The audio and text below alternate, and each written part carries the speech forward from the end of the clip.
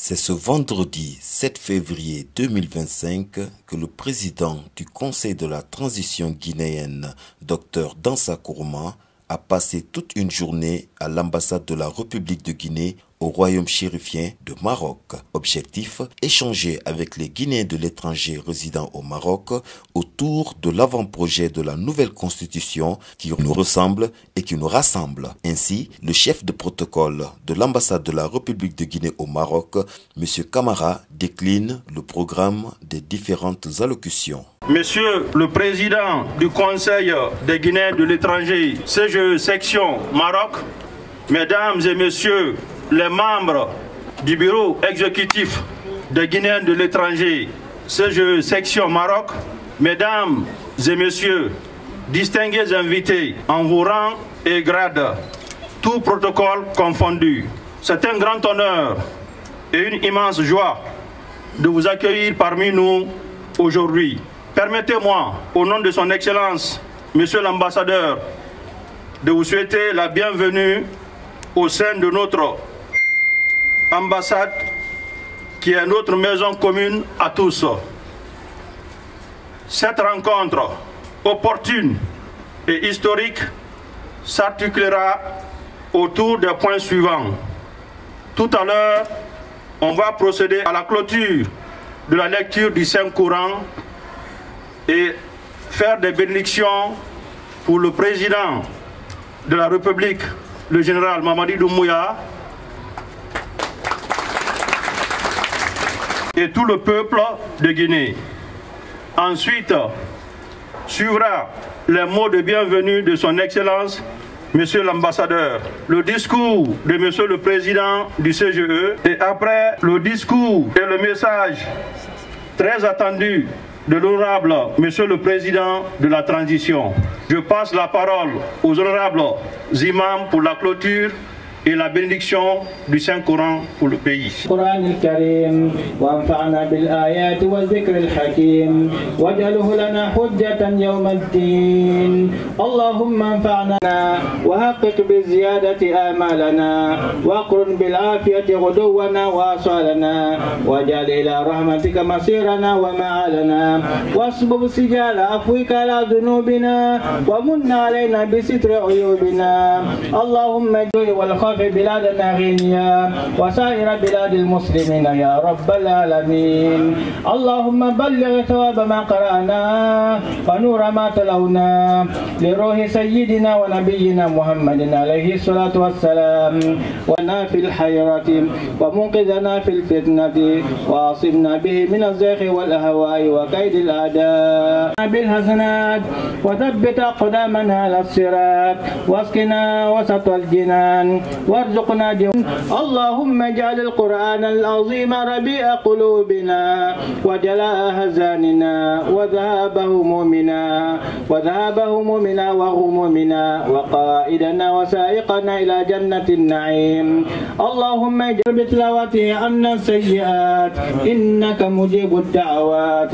اللهم تقبل منا ختم سورة ياسين. اللهم تقبل منا ختم القرآن وتجاوز عنا ما كان في تلاوته من سهو أو نسيان. عليهم أجمعين ولأرواح آبائنا وأمهاتنا ومشايخنا ولأرواح جميع المسلمين والمسلمين وسلام على المرسلين والحمد لله رب العالمين. الفاتحة بحق الفاتحة.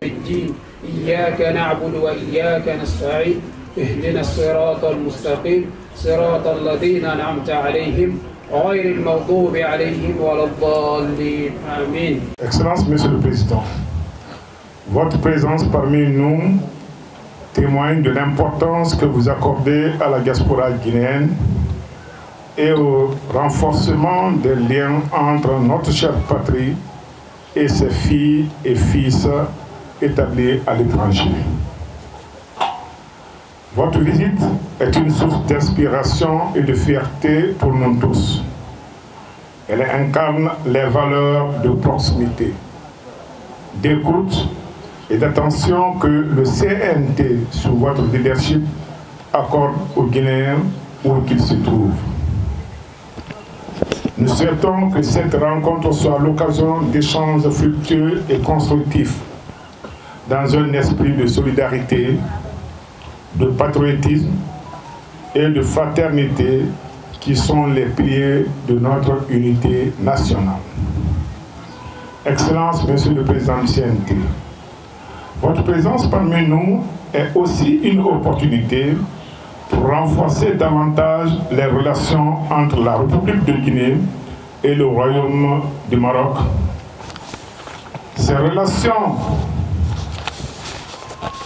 fondées sur une histoire commune et des valeurs partagées représentent un exemple de coopération, de respect mutuel et de solidarité entre deux nations africaines, la Guinée et le Maroc. Elle se démontre car par la qualification et la qualité des sentiments d'estime et de respect qui caractérisent les rapports entre Sa Majesté le roi Mohamed VI, que Dieu l'assiste, et de son frère, son Excellence, général d'armée Mamadi Doumbouya, président de la République, chef de l'État, chef suprême des armées, ainsi que leur volonté partagée de faire des relations de partenariat Guinée-Maroc un modèle de coopération interafricaine.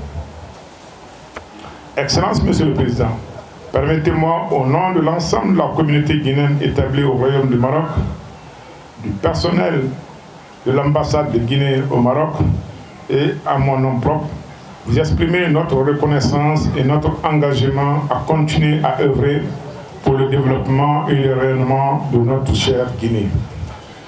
Encore une fois, Excellence, Monsieur le Président, soyez la bienvenue à la chancellerie qui est une extension de notre pays en terre marocaine. Que Dieu bénisse la Guinée. Je vous remercie. Honorable Monsieur le Président du Conseil, Honorable Monsieur le Président des CNT, Honorable Monsieur l'Ambassadeur, chers membres de l'ambassade de Guinée, et au nom de tous les Guinéens, nous vous souhaitons la bienvenue dans notre pays, deuxième pays qui est le Maroc. Et vous êtes la bienvenue, comme dit en la langue marocaine, Marhaban Biko. Que Dieu bénisse la Guinée, les Guinéens de l'étranger. On n'a pas grand-chose à dire concernant votre calendrier trop chargé. Et je vous remercie. Salam alaikum wa rahmatullahi wa barakatuh. Excellence, Monsieur l'Ambassadeur, Mesdames et Messieurs les diplomates accrédités auprès du Royaume du Maroc, Honorable Nabi et tous les membres de la délégation, Monsieur le Président de l'antenne ou du chapitre Maroc du Conseil des Guinéens établis à l'extérieur et tous les membres du Conseil, chers compatriotes, Mesdames et Messieurs, avant de poursuivre mes propos, je dois m'acquitter d'un devoir. C'est celui de vous adresser les salutations les plus appuyées de la première autorité de notre pays, son Excellence, le général Mamadi Doumbouya.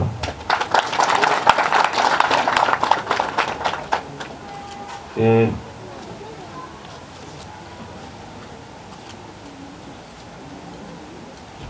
chers compatriotes, après cette salutation d'ailleurs que vous acceptez avec beaucoup de déférence, comme en témoignent mes applaudissements, au nom de toute ma délégation, je vous présente toutes les excuses pour le désagrément causé, désagrément dû à la longue attente. Et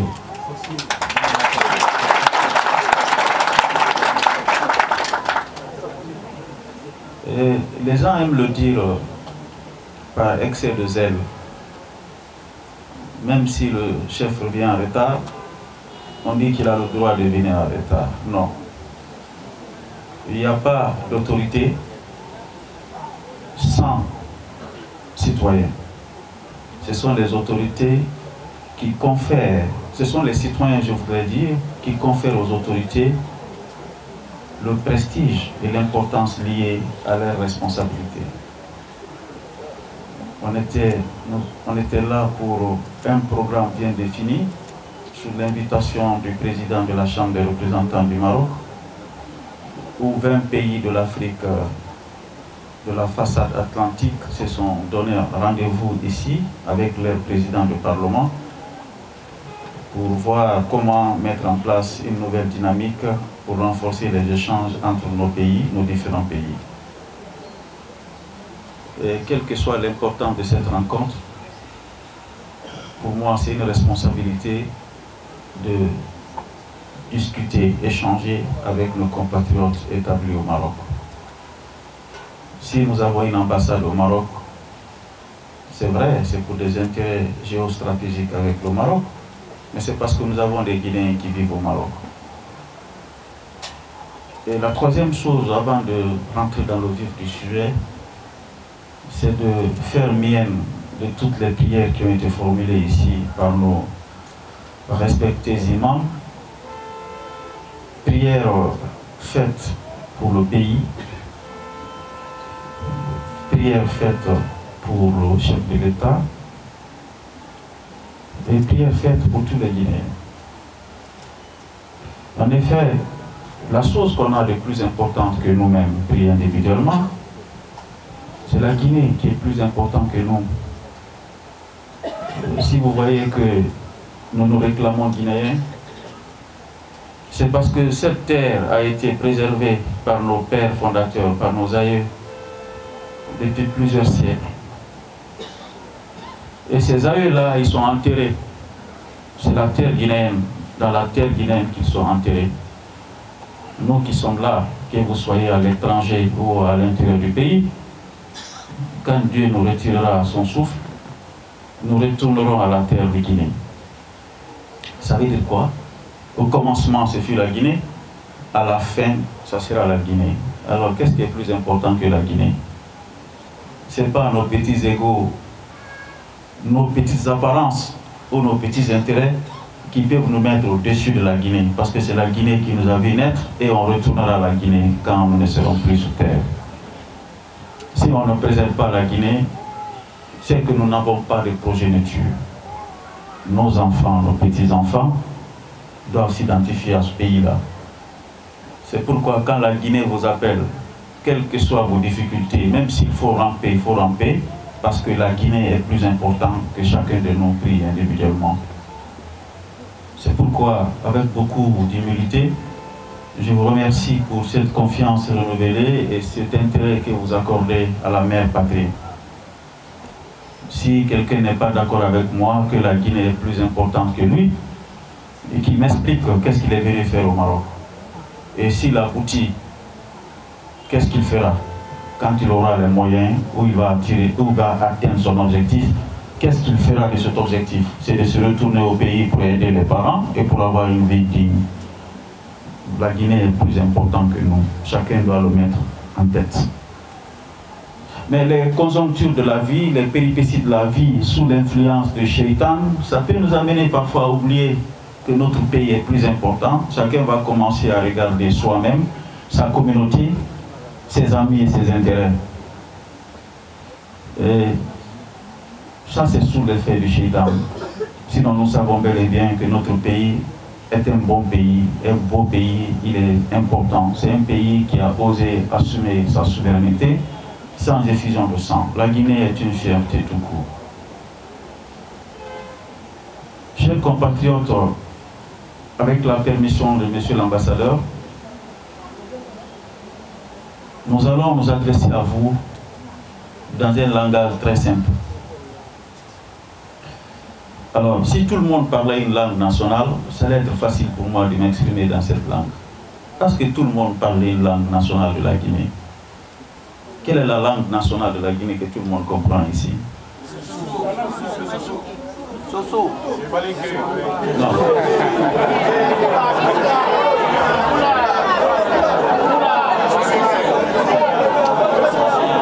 Je n'ai pas demandé, s'il vous plaît. Vous voyez, c'est un test pour dire que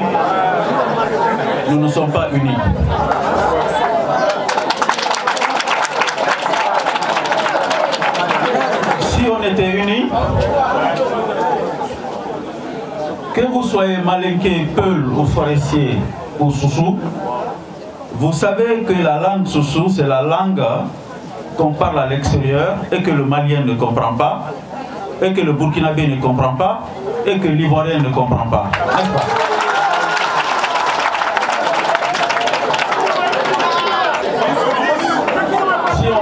Si on veut brouiller les pistes avec les autres, on parle en Soussou.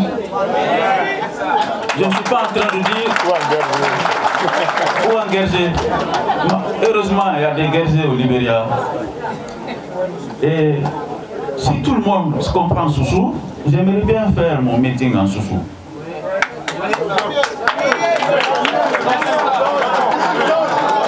Ou bien c'est le français que tout le monde comprend.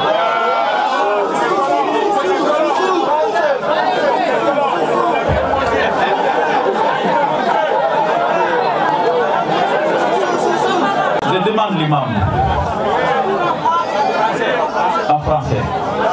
Ce qu'il a dit, on marche sur ça. Merci. Alors, on va continuer en français.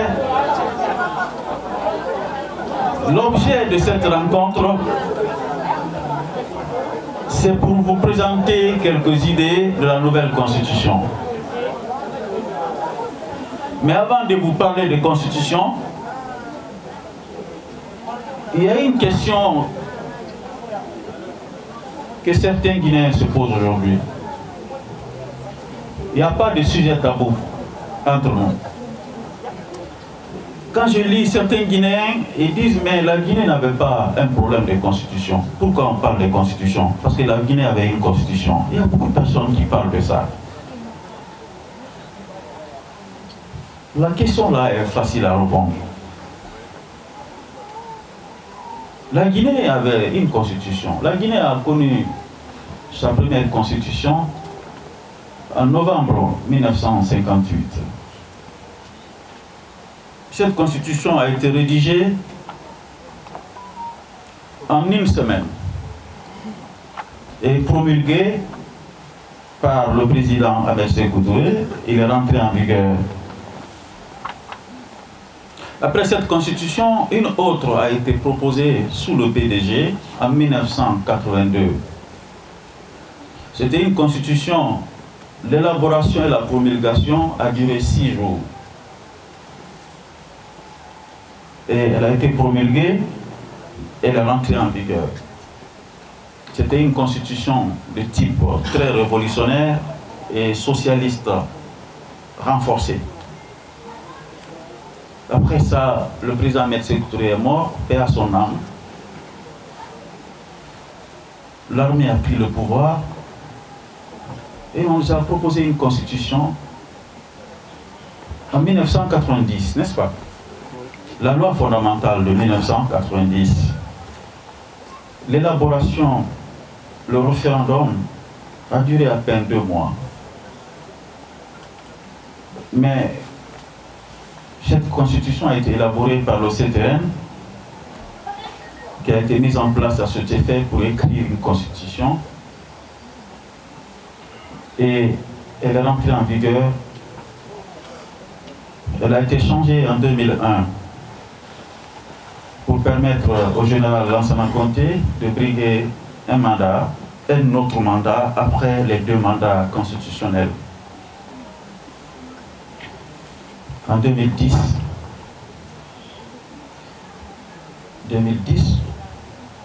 je voulais parler de 2008, n'est-ce pas? Le général Lansana Conté est mort en 2008, si je ne me trompe pas. Ou bien mon général? Décembre 2008. L'armée a de nouveau pris le pouvoir, la constitution a été abrogée et le CNT a été mis en place. Ce CNT a rédigé une nouvelle constitution en 3 mois. Je faisais partie de ce CNT. J'étais le rapporteur et le porte-parole du CNT en 2010. La constitution qu'on a proposée était très célèbre parce qu'elle avait créé de nouvelles institutions et renforcer et verrouiller un peu les conditions de changement de la Constitution. Je me rappelle, il y a une disposition importante de cette Constitution qui disait que la durée du mandat est de 5 ans, renouvelable une fois.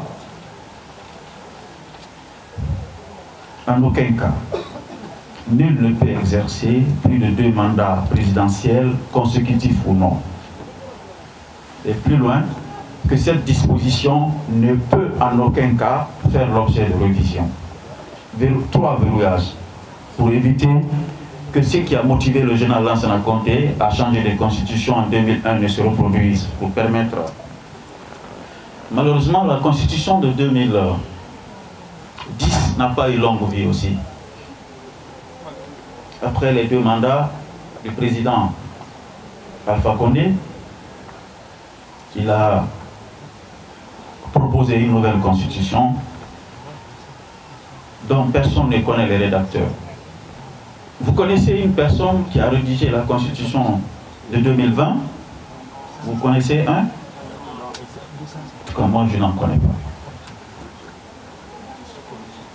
Cette constitution lui a permis lui aussi d'avoir un nouveau mandat, dans des conditions qu'on connaît.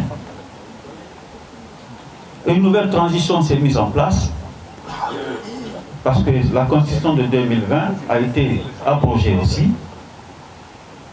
Un organe a été mis en place pour écrire une nouvelle constitution. Alors quand on me pose la question, est-ce que c'était nécessaire d'écrire une nouvelle constitution? Je dirais oui. Parce que les mêmes causes produisent les mêmes effets. Les constitutions passées étaient bonnes. Elles étaient très bonnes. Les Guinéens sont très doués en écrivant des textes constitutionnels. Nous sommes un peuple très intelligent. Mais les constitutions successives que je viens de citer, quand vous suivez ma narration, vous allez vous rendre compte que chacune d'elles avait au moins 3 problèmes qui se ressemblaient. 3 problèmes.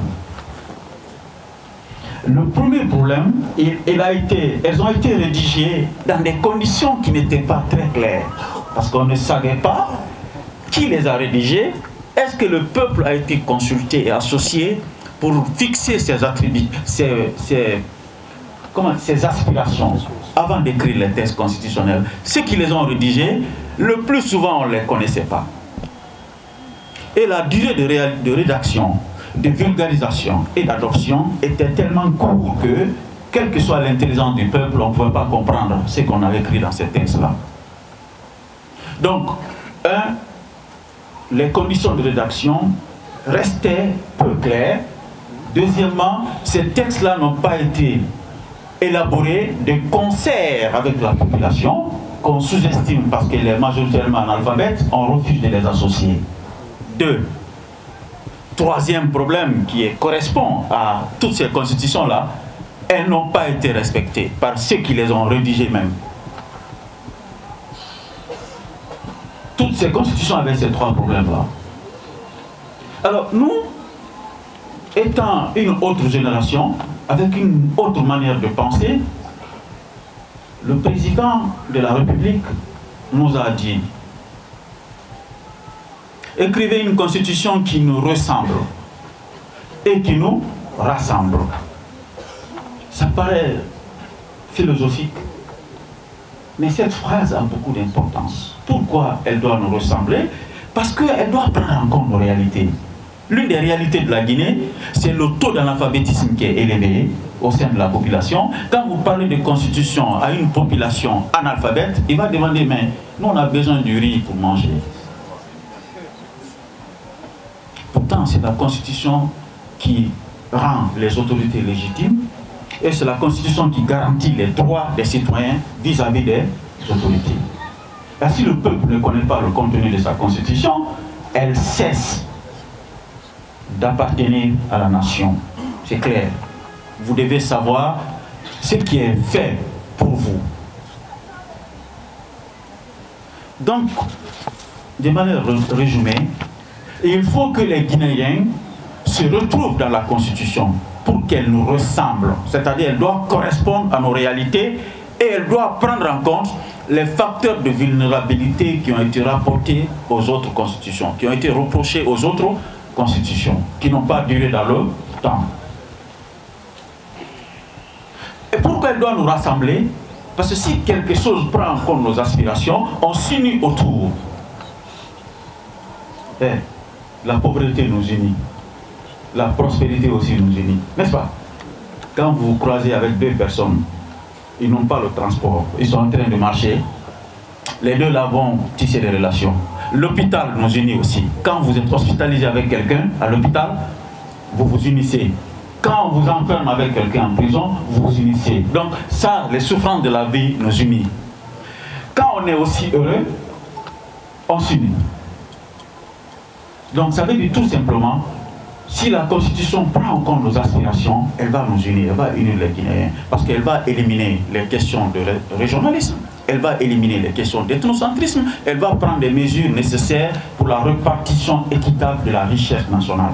Après une élucidation claire des points innovants autour de la nouvelle constitution, les Guinéens résidant au Maroc ont donné leur point de vue et exprimé leur satisfaction vis-à-vis de la dite constitution. Dr Dansa Kourma donne ses expressions autour de sa présence à la réunion des États africains de l'Atlantique à Rabat.